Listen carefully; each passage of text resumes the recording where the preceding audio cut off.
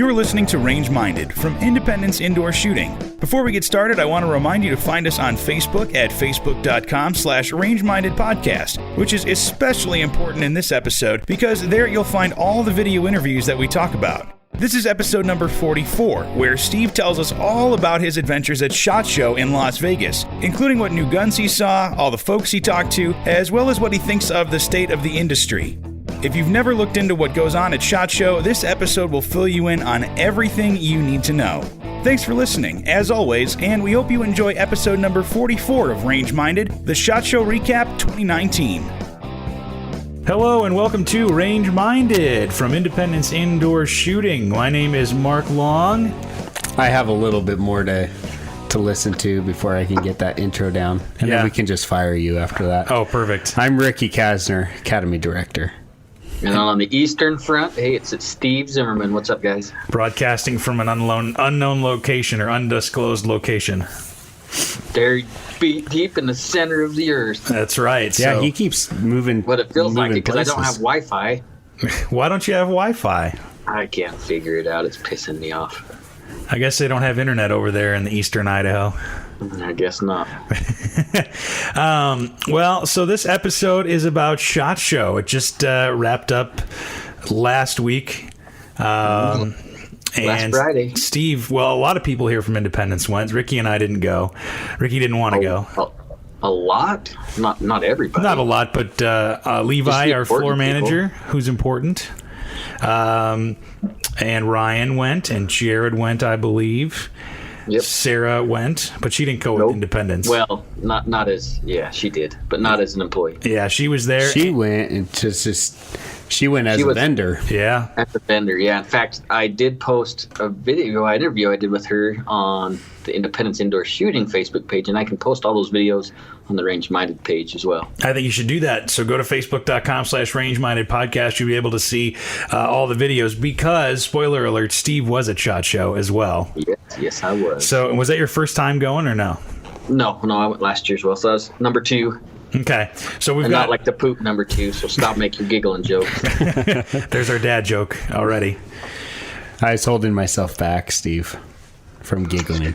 Oh, Ricky. Also, Steve's got a little bit of a Jaeger look to it, a James Yeager look to you now with that goatee, by the way. Yeah, I think he's... Nah, James Yeager ain't got nothing on me. I don't know. You guys are I both... did see him at SHOT. I didn't talk to him. I did see him. You guys are both bald, and now you have a goatee that's getting slightly longer down by the chin. So. I do think, though, that it's starting to look like our instructor Leroy Graham's goatee. That's because it's gray. Again, it looks much better than Leroy's. Yeah. I think Leroy is permanently on his face. Like, he can't shave that off. There's a lot of things permanently on Leroy's face. Fair enough. So, SHOT Show, in case you don't know, is the, Sportsman's Hunter and Outdoor... Yeah, so it's National Shooting Sports Foundation. Yeah, the National Shooting Sports it's puts through it the on. National Shooting Sports Foundation, but it's Sportsman Outdoors... let's see. Sportsman Hunting Outdoors and Tackle. Oh, I see. I butchered it. You can tell how important it was, right? Well, the acronym doesn't necessarily matter. I but never even knew what SHOT meant. Oh, you didn't know it was an acronym? Yeah, it's an acronym. Oh, yeah. Cool. Yeah, check that out. So, shooting outdoors. He doesn't. Shooting, hunting outdoors, and shoot. I don't remember. And tactical? No, not tactical. SHOT Show 2019. Let's find out together, because we're all here to learn. I did know it, and I had it. But it eludes me. But every year it's in Las Vegas, and what is important is that a lot of new products get brought out for SHOT Show. Yeah, normally they'll bring them out. There's 2 or 3 major shows. SHOT's the largest of its kind in the world. For firearms and outdoors retailers, and you have people from all over the world come. I mean, literally all over the world come to SHOT Show. It's kind of the gun mecca, and it's at the Sands Expo Center down there in the middle of Las Vegas. And then you have something similar to that, and I can't remember the name of it in Germany because it's in German, and I don't really speak German. But it's huge too. Like there's vendors from all over Europe to come in, and firearms industry is still pretty big in Europe, even though the citizens can't do much about owning guns. But it's pretty awesome. Yeah, I mean, we'll think about all the, just in Germany, how many, in Austria and Switzerland, how many firearms manufacturers are there? I mean, Glock is Austria, HK is German, Walther's German, SIG is German-Swiss, you know. Yeah, so well, they moved everything to Americas. They're stateside now. Oh, are they? But, but then you still have CZ. You know, you get in those old countries, you got CZ and some other stuff through Turkey that's pretty cool. Great shotguns. Yeah, Beretta's Italian. Yeah. So Beretta's the oldest firearms manufacturer in the world. Yeah, that's true. They're gonna be there. So that's pretty cool. And Perazzi. I mean, if you guys want to see some amazing shotguns, look up Perazzi shotguns. And we go look at their booth every year at SHOT. And there's always sticker shock because there's price tags on their guns specifically.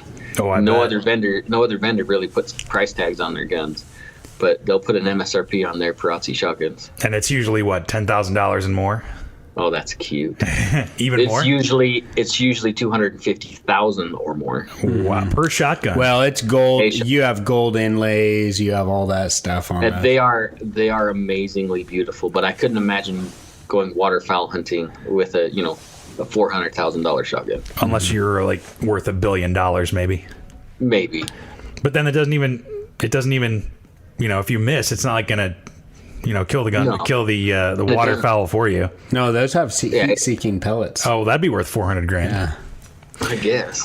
Shooting, hunting, outdoor trade show. That's what SHOT Show stands for. And why didn't you listen to me? Sorry, I guess I wasn't listening. But yeah, it's the biggest one of its kind in America, and usually, there's always new stuff to check out, and it's always in January. Well, that's what I was thinking about. So a lot of companies bring stuff out at SHOT. Yep. And more firearms companies are actually introducing new toys before SHOT, so they can show it off at SHOT and have it in retailers' hands between when they debut it end of year or beginning of first quarter, and have it in retailers' hands by SHOT. But there are a few companies that are holding something back for the NRA show, which is coming up in a few weeks. I actually have tickets for that. Do you really? And plane flight for it. I don't know if I'm going to go. I might transfer that ticket to something else. Ricky doesn't like trade shows and people and... Holy cow, I'll go. You're crazy? Yeah, geez. Good job. I'll go. I actually bought because the plane tickets, I had it was a big fiasco at the airport, so I got some free vouchers. Mm-hmm. And so I got this plane flight, flying first class. Wow. And everything. Fancy. Both ways. I'll never have that again, but... why are you not taking advantage of that? Well, I could transfer the plane tickets to something else. I could fly to Hawaii if I wanted to. But that's not the NRA show. Yeah. I didn't realize the NRA show was this early this year. It's gonna be in April 20. Yeah, it's not for a while because if you remember one of our first episodes, we talked about flying with a handgun, and that's what Ricky did. Went. Exactly, he went to NRA show. Now, obviously, did you carry while you were at SHOT Show, or are you not allowed to? They are very, very clear. So the city of Las Vegas, no. Yeah, you're not allowed to carry in Las Vegas anyway. I don't think, right? As part of your agreements, as your tickets to SHOT Show is, I don't know how they figure contractually, but you're not allowed to carry at SHOT. You are not allowed to carry or take your firearms home into the hotel rooms. Really? They're very, very strict about that. Interesting. It's because of the city. And I'm surprised that SHOT Show is still being held in Vegas because of that crap. Well, it's the largest convention. It brings in 100,000 people. Yeah, but they were up until just actually relatively recently. They were holding it. They would switch between Vegas and then Florida, or Nevada, Florida, and then they just recently switched it all over to exclusively Nevada. It would have been cooler if they were in Florida, to tell you the truth. I'm from Reno, Nevada, so don't get all excited about going to Vegas. Well, next year they're holding it at 2 centers, and within 5 years they hope to have it in 2 very large expo centers, and they'll probably have the attendance to fill it. Yeah, because it gets bigger and bigger every year, and there is a shooting day, right? Like the media day. Yeah. So why don't you walk us... It's usually Monday. That's usually before the SHOT Show's open to anybody else, because Monday they still have, the vendors can still set up Monday. Okay. So, but usually they're set up by then anyways. And yeah, the media days when they go out and shoot at the range and play with all the new toys. Where's the range at that they go to? It's outside of Vegas. I can't remember the name of it, but I was too late. I didn't sign up. I should have done it. It's going towards Lake Mead, though, the Hoover Dam. I can't remember where it's at. It's a little ways from Vegas. I mean, it's not just like on the outskirts of town. Right, but everybody brings all of their new toys and stuff to go try out, right? Oh, absolutely. And it looks like a lot of fun. Did you go to that one last year? No, I was in class all day last year. Oh, okay. I didn't register for any of the classes this year, so I could have gone to media day. And when I talked to Ryan about it, he's like, well, yeah, why don't you go? And by the time he said that, which wasn't very far into the registration, it was sold out. Oh, wow. So it sells out pretty quick. Yeah, that's what everybody wants to go do, is play. Well, yeah, obviously. Especially because they bring some full auto goodies and stuff too, don't they? Oh, everything. Silencers, full auto, everything that you could. Yeah, because Maxim had their PDX there, I think, in full auto there. I saw a video. And that's a pretty awesome gun. Sure is. We got to see it beforehand. Yeah. Mm-hmm. No big deal. I think didn't we post that picture, or did we not post it? Well, you posted it, yeah, I think. Yeah, we had it in our hands the very second it was announced. Was that kosher? That was per. Because I know it was like top secret. Well, we weren't allowed to say it then, but then we're allowed to say it now. Okay. Well, yeah. Either way, I mean, as soon as it was announced, we had pictures and posted it. So. Yeah, it was announced on Instagram, and then we had it, so that was kind of fun. And then we got. Did you get to shoot it? I haven't shot it yet. I got to shoot it. I was going to shoot it, and then I'm really curious about the 7.62 by 39. Yeah, I thought that was interesting too. But the way that they've got it set up is that muzzle device, I mean, really helps with a lot of that recoil. So it's not like shooting an AR or anything. There's some stuff coming out for that this year. So anyway, let's get back to SHOT Show. Walk us kind of through, how long, because it's about a week long. It's from Tuesday to Sunday. Yeah, so not Sunday. It closes Friday. Oh, Tuesday to Friday. I'm sorry. Tuesday to Friday. Media days on Monday, and then SHOT Show University's on Monday. So, and the SHOT Show University, there's, I don't know how many classes. There's probably 40 or 50 classes to choose from. Oh, wow. And it's pretty awesome. Some of them are really awesome. If you're thinking about, if you're a member of the NSSF, well, that helps a lot. So if you're thinking about opening a range and you've already made that arrangement with the NSSF, you can get in there and there's some range development stuff. There's some amazing stuff on setting up your store as far as the retail side, getting everything where it should be. Awesome stuff as far as keeping tabs, making sure you're straight with the ATF. So if you ever have any kind of compliance issues, they go through that with you. It's pretty awesome. There's a lot of education, a lot of learning that the NSSF provides through that show. Well, it's good. And then it's more geared towards people who own a range or more of the industry stuff. Yeah, well, owners of ranges, managers of ranges. I talked to some people through the show there that owned very small shops. I've talked to people that just go to gun shows, and that's their FFL is only to do stuff at gun shows. So there's people that don't even have storefronts that hang out there. Interesting. So that's what you said, SHOT University. Mm-hmm. SHOT Show University. And then it's go ahead. Awesome. Oh, sorry, go ahead. So then the next day it's open, and we should say that SHOT Show is not open to the public.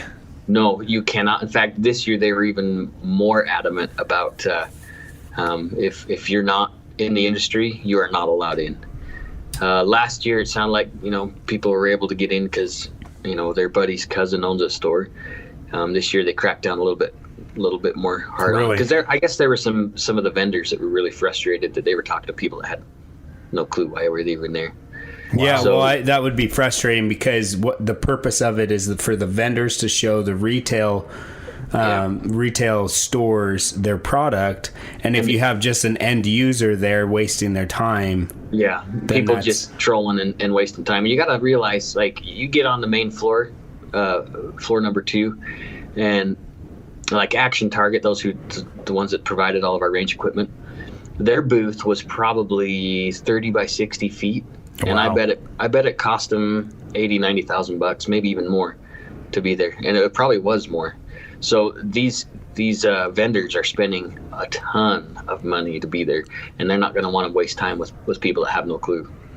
So Yeah, you're spending a lot of money to try to make a lot of money because, that's where you get to showcase your product to retailers and vendors and things like that. That's where all that kind of stuff happens. So and the other misunderstanding a lot is I even had friends say, hey, pick me up this or that, buy me a lower parts kit. There is no money exchanged. In fact, they kicked somebody out. They kicked a vendor out this year because they were selling like shot glasses or something. I don't remember for sure what it was. But they booted them out for life. They're not allowed to come back. Wow. Because there is no money exchanged at SHOT Show. You can make orders and stuff, and then they'll bill you. So they'll have special, promo orders and stuff you can do at SHOT. But that is only from vendor to dealer or vendor to distributor to dealer. The end user show is the NRA show. That's really where a lot of the end users are going. Yeah, that one's open to the public, not right? a gun show. Yeah. Yeah, so that's something to make it known that if you're planning on going to SHOT Show and you're not involved in the industry, might want to pump the brakes on that one. Yeah, you won't get to go. Yeah. Well, and I saw some of the I guess the hoops that you had to jump through if you wanted to go to SHOT this year, and I think one of them was you had to like your picture or your profile had to be on the website somewhere, or you had to have an email address with that domain of your website. Really? It was pretty strict as far as you had to show that you were associated professionally with an organization. I screwed up when I was trying to register my wife to come with because she enjoys it, and she'll walk through the show with me, and she's pretty patient, and it's huge. It's ridiculously huge. But I screwed up, and I couldn't find the spouse tab, so I was just trying to register anyways, and I lost $80 because she's not an employee. So then I had to go back in, and I don't know if I'll get my money back because they usually don't refund your money. Sure. And then I found the spouse tab after the fact, was able to fix it. But yeah, I totally screwed up, and so like I said, they were watching everything. So like I said, I tried to get her in as an employee, and nope, didn't work. Well, and the other thing is too, obviously, you're going to get articles and you've seen stuff online about what is at SHOT Show, but I think there still is a little bit of degree of industry kind of secrecy there. They want it to be that way too, though. Yes, it drives sales. Depends on the vendor, I would imagine. Not so much because they understand if it's at SHOT Show, it's out. Because we could have got media passes. We tried to get you in, and Mark, and get you over there. If you had a media pass, you'd be amazed at everything's open. Like it is 100% open. Once it's there, it's there. And Gotcha. so the only other thing is they kick somebody out every year. Is usually they'll get somebody from another country that tends to copy a lot of things of ours. Interesting. And last year, man, I saw a huge argument break out because some representatives from China, I don't know what you'd call them, a Chinese company, were taking pictures of a drone that was a police drone. Oh, wow. And there's a section of SHOT that's just dedicated to military police. And so anyway, these guys were in there taking pictures, and the vendor, I'll tell you what, he was not polite to these people. Sure. And they kick people out every year for doing that because they're breaking ITAR, the international trade regulations. And so it's a big deal. And we can't copyright stuff in China. So what happens is it gets made over there. They figure out how to find the dimensions, and they build it, and then they ship it back for a fraction of the price. And they're breaking copyright laws. Right, but we can't that happens anybody over there. With a ton of China does that a lot. Yeah. So yeah, with everything, almost everything. So it's interesting to go to. And see the diverse amount of people. Well, I was going to talk about the people watching because you do also have a lot of celebrities there and a lot of big deals in the industry, right? Yeah. And I didn't get to see as many people this year as last. I hung out with Jerry for a second, Jerry Mitchellek, and got a picture. And man, I don't know if I talked to anybody else. There were some celebrities I was supposed to, like my 9-year-old daughter is obsessed with Razor Dobbs, who's a hunter, a celebrity hunter, goes on safaris all the time. Yeah. And I was supposed to get a picture of him again this year, and I couldn't find him. Really? Well, like you said, it's growing, so I mean, it just get more crowded and more crowded. There's more people. If you want to see more of those people, you go to the NRA show. It's definitely a lot smaller. Sounds like Ricky really enjoys the NRA show and doesn't like SHOT Show so much. Well, no, I'm just saying. He's absolutely crazy if he doesn't go this year. We'll see. I was going to say, maybe I can go to the NRA show this year. Yeah, we'll Zenmark instead. I'm not giving any of you guys my tickets, though. Why not? Because those are for Hawaii. Oh, well, I can get down there, no problem. No, you could go to... I honestly, I think if we went to the SHOT Show, that would be actually a little bit more beneficial than... Or NRA show than the SHOT. Because SHOT, like Steve's saying, is so huge. But, like, you guys think of it like us as press, we can talk to other people and bring them onto the podcast. Yeah, maybe we can a lot easier. We can make a field trip out of it. I did learn something. If next year, if you want me to get it, or however it goes, I learned something about getting in touch with those people. That's a pretty easy, easy thing. You have to just extend your stay a little bit longer to Las Vegas, but there's a way to do it. Interesting. Well, good to know.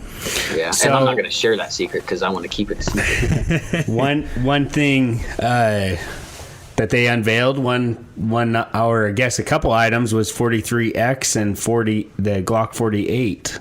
Yeah, which we have in the store. Do we have them? No. Yeah. I shot the 48 yesterday. Yeah, like Steve was saying, Glock actually released that I think a week or two before, or maybe even up to a month before SHOT Show. Yeah, they want to make the hype so when the vendors or when the dealers, you got to think about how get your terminology right. Yeah, so when the dealers get there, when we showed up at SHOT, that way we can talk to our distributors and get them. So and it used to be a long time ago that they would unveil a gun at SHOT. Any manufacturer would unveil a gun at SHOT Show, and then it wouldn't be available for months and months and months and months. That's what happened with the SIG P365, right? And it frustrates the buyer. Like, well, no, they had the 365, didn't they? Well, I guess it was still quite a while. The thing with the 365 is it was such a high demand gun, and they pushed it out so fast that they had problems, and so they had to bring all that stock back in, fix their problems. That's right. Put them back out. I think they also kind of trickled it to just build up the urgency a little bit. Well, we have one in the rental counter now, but it took us a year to get one in the rental counter. So, but it's a fabulous gun. Like it is. And I'm still not. I'm a Glock guy. There's no ifs, ands, or buts about it. Everybody knows that I prefer Glock. I'll shoot anything, but I prefer Glocks. Glock was a little slow to get on the roll for that one, so I think they're kind of behind the 8 ball. Well, SIG, even with the 43X and the 48, SIG 365 still hands down beats those two guns.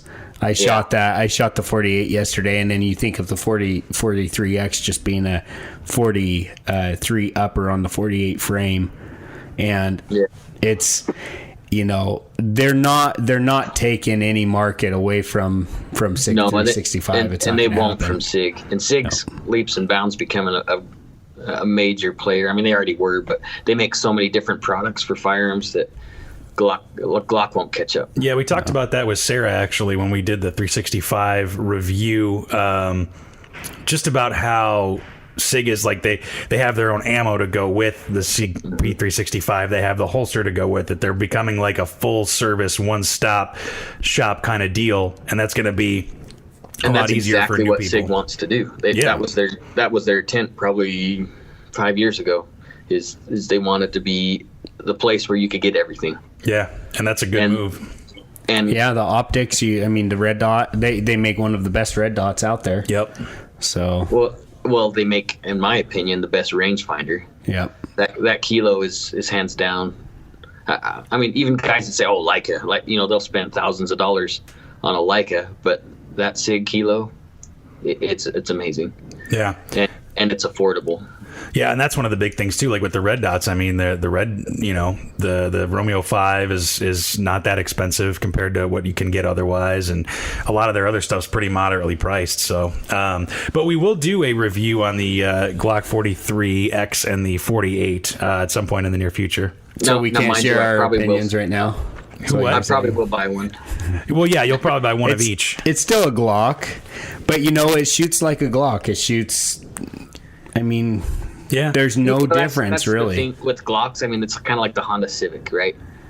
It's going to run forever. That you're not going to have a lot of problems with it. It's not pretty. It's not going to go fast, but it's going to work. Yeah, and I know that probably pisses a lot of people off, especially the 1911 guys. You know, they're going to be all frustrated. But that's just the truth. The Glock, it paved the way for a lot of other guns. It was way ahead of its time when it got to the United States in the 80s. But the problem is they haven't really done much with the gun since the 1980s. Right. They've got one kind of schematic, one kind of design, and they've modified it and changed it as much as they could, staying within those parameters. And you think they would wake up when they look at all these guys like SSVI and all these other companies that are cutting up guns to really make them fancy? Yeah. You think they would catch on to it? Well, and maybe they will eventually. Like the Glock customizers are actually coming out with their own guns now. Like Zev, I think, came out with their own handgun, their own pistol. And they debuted it at SHOT. Yeah, I didn't get to their booth. Yeah, I read that they developed their own, or they are developing their own handgun now. Yeah, there's a couple of new manufacturers that have some pretty interesting guns, which I'm kind of excited for. Their price point's still a little too high, but they're new. They say they're shipping now. They're able to ship now, but it's months. They'll be months out before they actually get to dealers' hands. So let's dive into that. What did you see that you really liked or that you're really excited for at SHOT Show? So believe it or not, like that new Browning handgun or the Mossberg handgun. What is that? I haven't heard of this. So I thought, how good can it be? It's a Mossberg. Right. They're well known for making shotguns. That's the their shotguns big thing. are good shotguns. They're great shotguns. They last forever, but they're not really like fancy shotguns either. And they make some nice stuff. It's the Honda Civic of the shotgun world. That's what it is. Yep. You can accessorize. I put that gun in my hand, and I was pleasantly surprised. What's it called? I don't remember the model. Mark's looking I'm pulling it up. But it is the Mossberg MC1, I believe. The Mossberg MC1. And they're going to make a longer slide version as well eventually. Yeah. They'll do a full-size gun. But that feels nice. The trigger's great. That's a CZ right there. This one, the Mossberg MC1. This is an SC, and this is the subcompact, I think. Subcompact, yeah. Yeah, and it's kind of cool looking.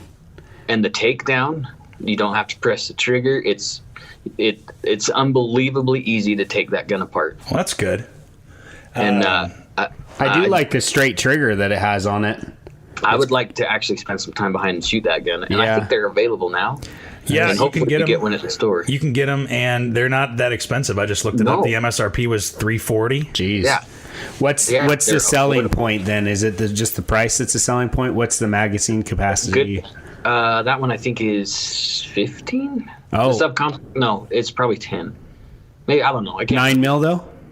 9 mil. Mm-hmm. Yeah, 9 millimeter. So double stack then. Is what they're saying. So but sorry, go ahead. I just pulled it up. It's out of stock, so I don't think it's up for shipping yet. But I just looked at gun.deals. Where'd it go? $324.89. That's probably not MSRP. That's probably street price. But and I'd like to get one of those in my hand and shoot it and kind of run it through its paces. Yeah, that would be cool. It's kind of cool. Another gun I was really interested in, and I can't remember the name of it now. All my brochures are home, but it's Salient. If there's some folks out there that are going to recognize the name Salient. SAI, Salient Arms International. They make tricked out ARs. They make a lot of Glock parts, I think, too, right? So they brought the Strike 1 in. Oh, okay. Something happened with the import. Something, I don't know what happened, but now they're making a handgun based on the Strike 1, the Arsenal Strike 1. And there's a few people that may understand or know about that gun. It is an amazingly low bore axis, so recoil is straight back, not up. Really? In a handgun. So what is it called? The Salient. So it's lower than Glock, huh? Oh, way lower. Now the trigger was absolutely atrocious in the guns they had at SHOT. So really? I don't know, but they're gonna make a lot of custom stuff. The gun, like MSRP is like $800 for this gun. but for what it is, it's pretty sweet. The Strike One. The Strike One is fantastic. That gun is amazing, and I would love to buy a Strike One. You can get a Strike One Tier 1 full size for $2,600. Yes, but that's SAI. That's why Salient is a very high end. Yeah. So the Strike One is the Russian Special Forces shoot Strike Ones. They're freaking amazing. Yeah. But so Salient, anyway, this it starts with an A, and I wish I could remember the name of the company. But they're making a version very similar to the Strike One, but they don't have to try and import. That was the problem, was getting the gun through import. It's just working. And so they have a gun based on that, and it looks pretty interesting. Nice. But $800 is the problem. That's a lot of money for a pistol. But they're going to have, the nice thing is it's kind of like the SIG 320, where the serialized portion is the trigger housing in the frame, and it's removable, so you can put it in a larger frame gun. So you it's can modular. be running a full-size race gun and then put it in your subcompact to carry. So it's a modular kind of handgun. That's pretty cool. I think that's going to be the way that most guns are going to go now. It makes more sense to do it that way. Except for Glocks and 1911s. Well, the Honda Civic and the Model T of the gun community. Not going to change. You can have it in any color you want as long as it's black. You really just offended a lot of people with that Model T comment. That's fine. That's the only. I bet you that's the only time I've actually offended somebody with my opinions on the nice thing is, podcast. If you said that anyways, like in a gun show, most of those guys aren't going to be able to hear you. That's true. They can't hear me, and they're not going to be able to chase me down. But they shoot God's caliber, so watch out. Well, I might be able to run faster than how slow 45 goes. So that's pretty cool. Another thing I thought that I thought that was interesting is the Aimpoint Acro, ACRO. I can't remember if it was. Did you drop by Aimpoint's booth at all? That booth is ridiculous. So it's huge, and I didn't spend much time there. So it was crowded. So I didn't. I know Levi. I think Levi went and talked to the Aimpoint guys. Oh, I'm sure he did. So he might have been able to go see what was going on, but I don't know if it's pronounced ACRO or if it's the Acro. Have you seen this, Ricky? It looks like it's a red dot sight for pistols and for PDWs and a backup sight, I guess, for rifles and stuff. But it's got a full housing.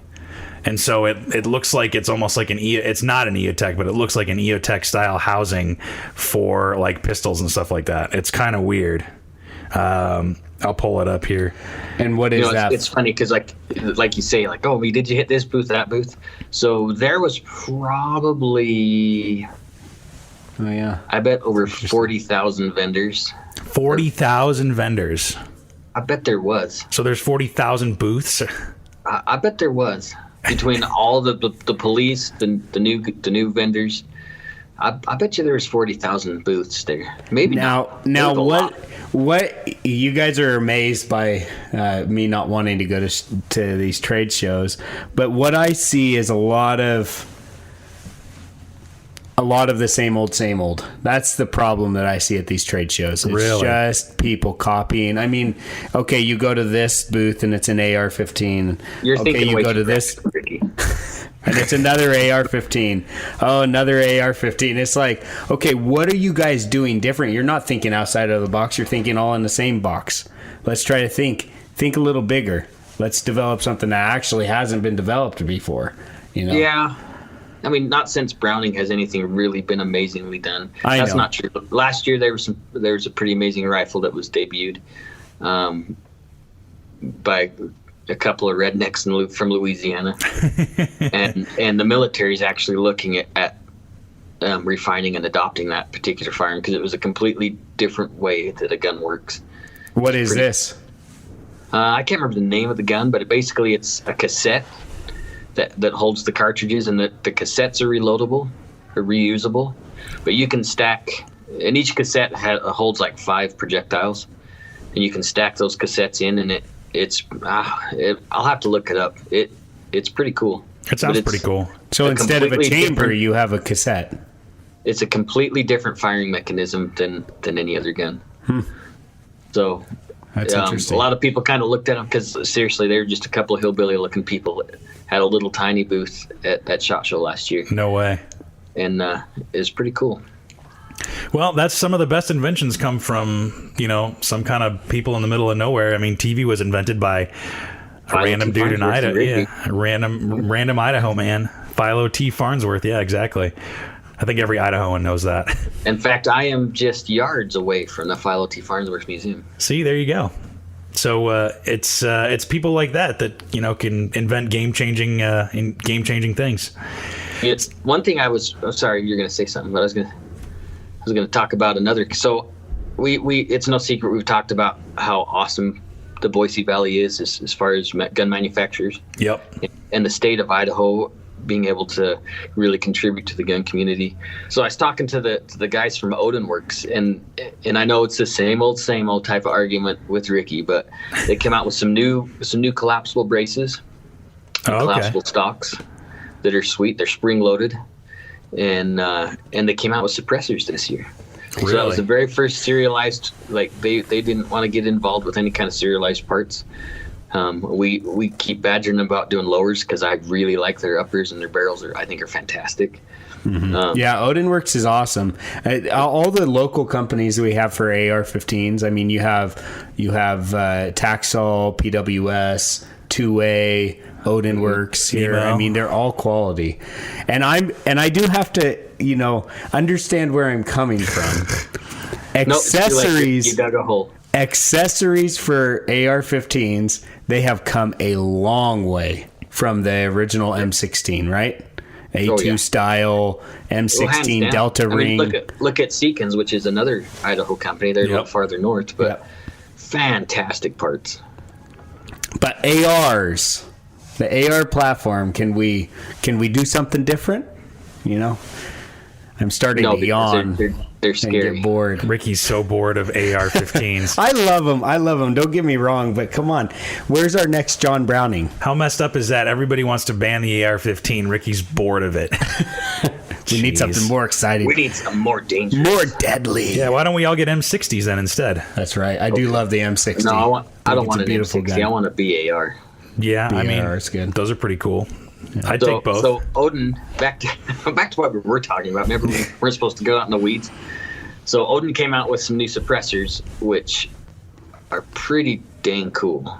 Yeah. And I know suppressor, blah, blah, blah. But I tell you what, once Gemtech left the Boise Valley, and I'm not scared to say this, once Smith & Wesson bought them and they took them out of the valley, that left a gaping hole for all the local guys in Boise to fill. And Odin Works stepped up. And that's awesome. I'm glad. That's pretty cool. So they're doing suppressors? Yeah, so the first real serialized parts they're making their suppressors. They skip lowers, any kind of receiver, which kind of blew my mind, and went straight to cans. Well, what I'm guessing will happen with Gemtech cans now is their quality will go downhill significantly from what they were, and now that Smith owns them. It's really sad. I'm a Smith & Wesson armor. I think they build great guns, but what they did to Gemtech is pretty screwed unhappy. Up. And they're gonna mass produce them, and there's gonna be corners cut. Costs and not only off. that, I mean, letting go of all the designers. Mm-hmm. Come on, like we're talking names that are top tier suppressing, engineers and the people that built the company. Yeah, and they're the reason there is a Gemtech.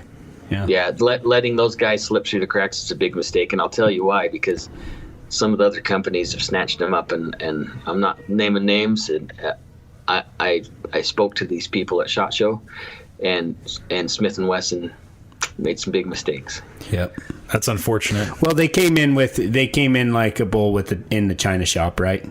Well, and they thought that because they were a big name, they were the thing, and they could boss everybody around. They saw an investment opportunity, I think, in a way to kind of diversify their name. And there's some political stuff between the two companies I don't want to get involved in. I don't even know everything. I just hear things from former employees. But for not keeping some of those people on board and doing what they could to maintain the Gemtech name, it's gonna bite them in the butt, because somebody else is going to pick up those people that can design cans like nobody else. Yeah, there's a huge brain drain when you have all that experience. And I mean, because Gemtech's been around for 40 years.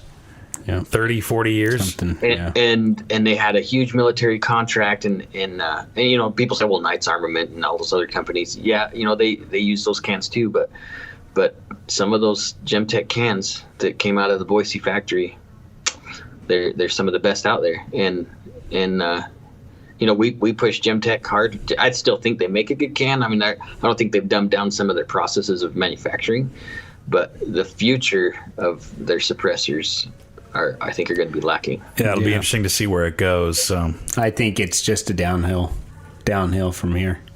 Somebody else that made an amazing can this year is Tactical Solutions. Oh, really? Yeah. So it is amazing. Our local companies are another local company. They it's probably 2.5 inches long, and it'll go on a 1022.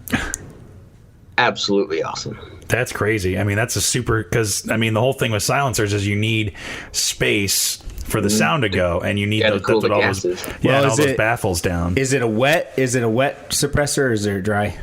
Oh, it's not a sweep. Yeah. Okay. I mean, you can put lithium grease in any of your cans, but yeah, that little can, it's pretty damn cool. Yeah, that sounds pretty cool. What is Gemtech, though? They make that wet can that it's good for maybe 2 mags, and then it's done. Yeah, it's a wet can. The Aurora. Yeah. Well, and those sweeps, and they're working on, who else did I talk? Somebody else did something with sweeps too with their cans. And the problem is when sweeps are gone, you have to send it back to the manufacturer. Yep. To get it repacked and everything. Yeah. But there was a company that serialized a different portion of the can. Oh, who did I talk to? Oh, it was Ellipses. Did you see that? I'll post that video of the Ellipses special called the Hush Puppy. Oh, really? That is a pretty sweet little history, like a reboot from back in the day. Really? And this company, I can't remember the name of the company, but it's Ellipses exclusive. They made the suppressor, and they made a specific Smith & Wesson. They made some alterations for that gun itself to run that can. Really? And they're gonna make a special Glock for it too, and it's got a lock on the slide, because they noticed a lot of the sound was from the slide reciprocating, so they made a lock for the slide, so it's a one-shot, super quiet gun. Oh, and then I bet that's super quiet. Yeah. Yeah. Well, you know what? I just realized we have not. I don't think we've done an episode on suppressors, have we? No, we're waiting.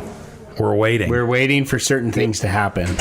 Certain time to elapse. I see. Yeah. So that time is getting closer. Okay. Yeah. So we will do one eventually, but we haven't done one yet. So dun. Just wait. Because we were going to do one, and then we didn't do one, and then now we're going to do one at some point. Yep. Yeah. It's in the wings, and there are some reasons that we won't talk about that hasn't happened yet, but it's very close. When it happens, it will be great, so just be patient for it. Yeah, so wait for that one. But so what was your favorite booth at SHOT Show this year? My favorite booth? Definitely not the food court. That bad, huh? It took me 45 minutes to get a burrito. Oh, geez.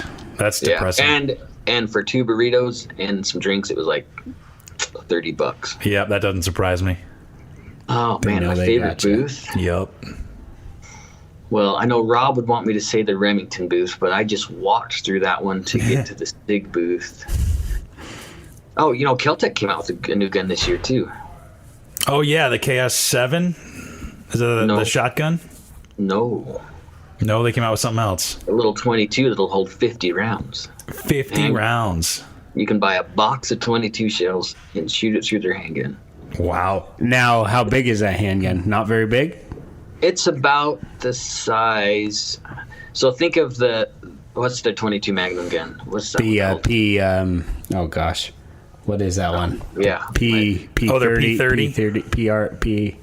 Oh my gosh. The P30. Is it just PM30? I think it's the PM30. PMR. The PMR. There we go. PMR. Gosh. So I can't remember the name of this new gun. It tells you how prepared I am, right? Yeah. But it's kind of like that, but it looks kind of a little bit more like a Mac 10. It's not a big, heavy gun, but to drop a 50-round mag, like buy a box of 22 shells and then go out and plink with it, it's pretty cool. It's the Kel-Tec CP33. That's what I said. Yeah, exactly.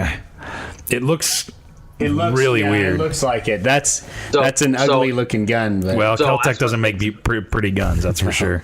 That's exactly what I thought. What an ugly, worthless gun until I put it in my hand. Yeah. Well, and they came out with the KS7 shotgun, which is basically a single stack version of their KSG, which also looks pretty cool. Yeah, and I like Kel-Tec stuff. A lot of people rag on Kel-Tec. Oh, they're garbage. I've had 2 of the sub 2000s, and never had any issue with them. Well, and they're innovating, like Ricky said. Ricky wants to see some innovation, so Ricky, I do like Kel-Tec, actually. Like you guys just said, Kel-Tec is rough around the edges. Their stuff, I mean, you can still see the molding seams on their I don't plastic care for usually. Their little handguns, like their carry guns. I think they're kind of crap. But when you get to the KSG and the little handguns and stuff, the 22s they're making, it's pretty innovative. Yeah.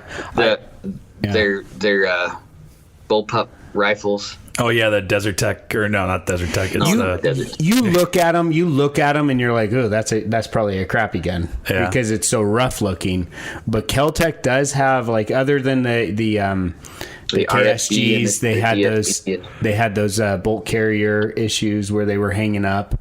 But the first KSG had a lot of problems, but they fixed that in the next generation. Yeah, and I still like the KSG. I think I still want to pick one up. I think that'd be a pretty cool gun to have. Hey man, John Wick used one, so it must be cool. I mean, obviously, yeah. You get those little mini shells. You can fit a lot of you can fit a lot of those in there. Aguila shells. Yeah, that's pretty cool. And somebody else is making those now. Winchester. Yeah, but Aguila's the one who I think is like well known for them, right? Yeah, but there's another manufacturer coming out. And that's the good thing about the gun world. There's always competition, so makes everybody innovate, like Ricky said. So. Well, and that's the thing with, it is actually very interesting talking about innovation.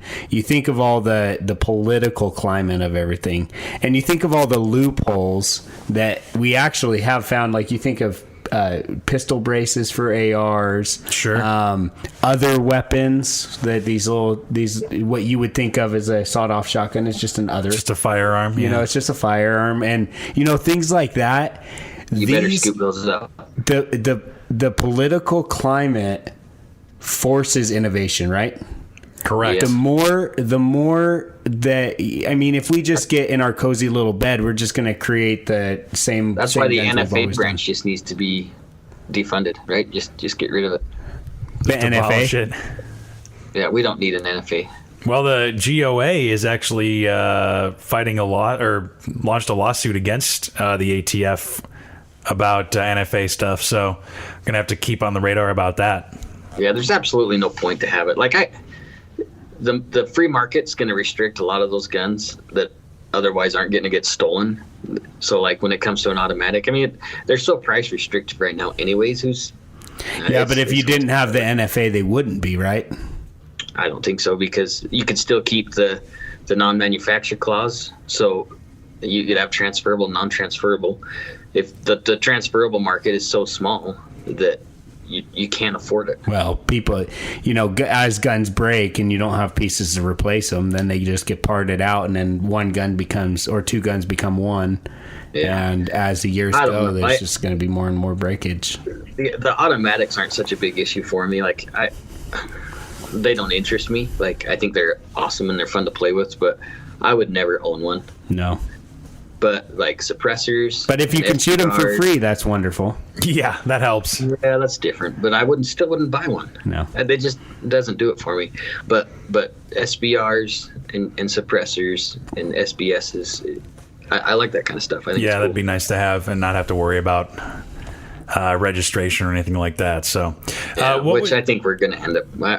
We've already talked about that before. I think it's going to end up that way, anyways. Yeah, we don't need to we don't need to get sad at the end here. So, no sadness. So, what do you think? Did you think it was Strike Industries came out with some cool stuff this year too? Did they? Sorry.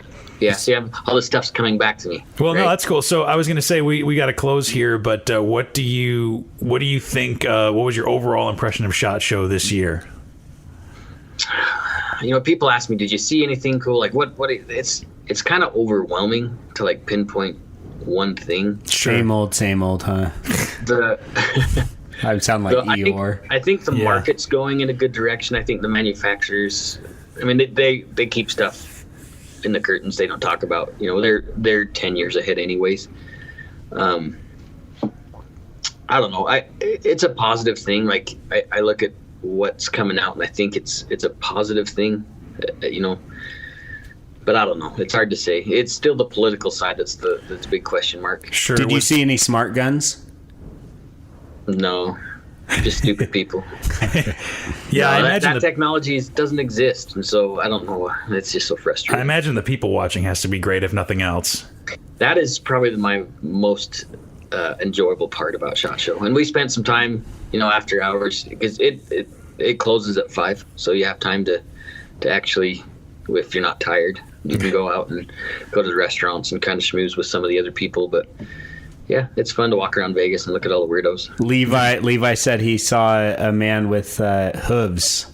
What? Yeah. I guess he was dressed with hooves, and he had like fur. You saw that same guy? Oh yeah, he was a furry. So we went to Fremont Street, and if you guys haven't been to Fremont, so I have never been to Vegas.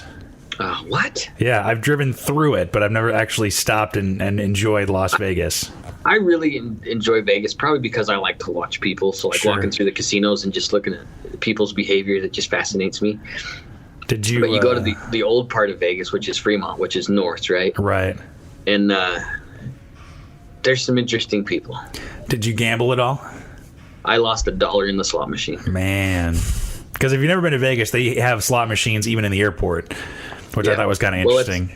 You know, the other funny thing, and I guess this is kind of a political side, is marijuana is legal.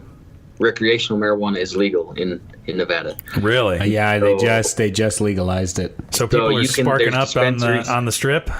Yeah, it stinks on the strip now. Does it really? And there's dispensaries right there on the strip. But they had to put these special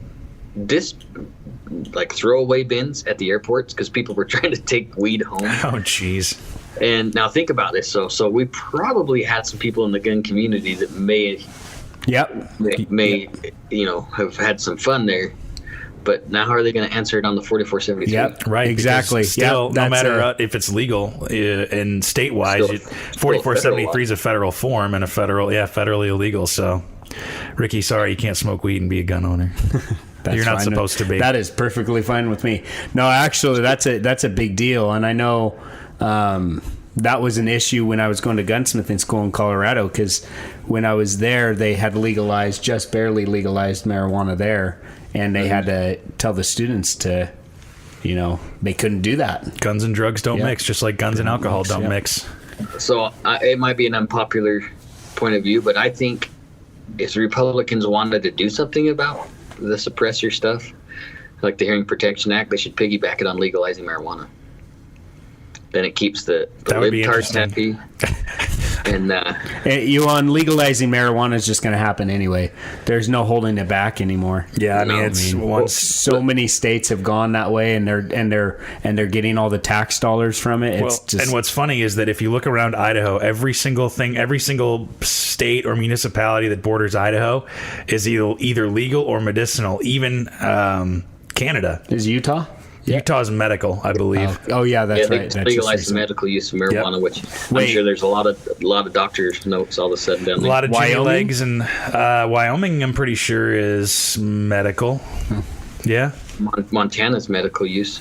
Yep. They have dispensaries. Nevada's recreational, Oregon's recreational, Washington's recreational. So Idaho is still completely illegal. I say, I think they should just produce a law that says, take it off the federal ban and take suppressors off it too. Yeah, free everything. Free suppressors, free marijuana. But so I was telling somebody that, like, man, you're crazy. That's a real libertarian point of view. And I said, well, then you just make the laws of impairment really strict and enforce the laws if impaired. Sure. Yeah. Yeah, that's true. Yeah, but you know what I noticed is when I was in Colorado, the whole rationale behind it was, well, people are going to do it anyway, so we might as well just take it, you legalize it, and it takes the cool factor out of it. And what I noticed is actually more people got onto pot. And there's a lot of money to be made. Yeah, that's for sure. More people got onto pot afterward. They're like, yeah, it'll totally eliminate the black market, but they taxed it so high that it doesn't. The black market exploded because they were able to get it cheaper than buying it from a legal dispensary. Yep, and the cops couldn't do anything about it because they're able to possess it. So. Yeah, and you can grow it in your own house. Yeah. So it's kind of interesting how all that works. I think there are some interesting parallels between the firearms community and the marijuana community, just in terms of all the government regulation and personal choice and all that. Yeah, all that kind of stuff. So, but that's another story for another podcast. So, if you have any questions about SHOT Show, make sure to send us an email or shoot us a message. You can email us podcast@iishooting.com or find us on Facebook, facebook.com/rangeminded podcast. And that's where Steve will post all of his interviews and all that. He posted one or two of them, but we'll post the rest of them on there as well, so you can check them out there. And so thanks for listening. And if there's a specific topic you guys are interested in, maybe expanding your perfection on, just let us know. Like if there's something you want to know about, or if there's some bills that we might be able to reach out to some of the legislators that we're becoming friends with and want to know some more stuff out, just ask. And if you got a question, just post it on Facebook. We had the guy's name escaped me. I think his name was Doug, I want to say, and he asked about AKs on our Facebook page. Really? So we might have to do an episode on AKs because we haven't done that yet. So that would be good. So what Steve is saying is, we are not like Glock. We are not above perfecting ourselves, right? Well, if you ask Glock, they've already perfected it. That's why they don't change. Well, that's what I'm saying. So, but we can change because. So does that mean God doesn't shoot a 1911? He shoots a 17. He probably shoots both at the same time, without even touching them. Exactly. So, well, on that note, thanks for listening, and we will talk to you next time. Bye. Bye. Thanks for listening to Range Minded. Find us online at Range Minded Podcast on Facebook, or send us an email at podcast@iishooting.com. We're always happy to get feedback, episode suggestions, whatever you want to send us, really. And be sure to subscribe to us on Apple Podcasts, Google Podcasts, Stitcher, and pretty much wherever else you get your podcasts from. Thanks for listening, and we'll see you next time.